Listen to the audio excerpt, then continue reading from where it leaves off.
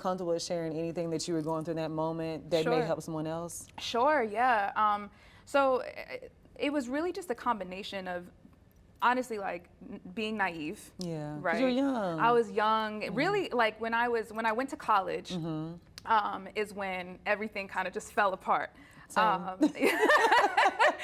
You know, and I think that I also, in the midst of all of these things, you know, happening in my family life, like things, you know, that were really traumatic happening in my family, and then me, you know, falling in love for the first time in my life, and maybe falling in love with the really wrong people to fall in love with.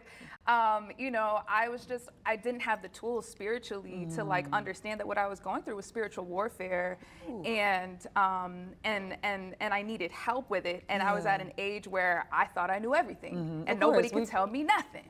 You Honey, know, we are the same person. right? That was me. Girl. I was like, girl, I got it. Like, don't.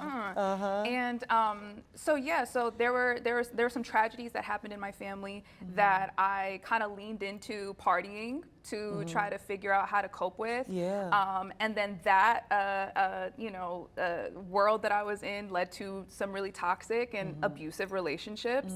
And it just became a cycle. Yeah. And it started to kind of normalize in my life. And I was like, okay, like this is just being grown, you Yep, know? right, yeah. And you know, I kind of accepted that as truth until I just couldn't accept it anymore, you know? So my question, did you have like an upbringing where you raised in the church?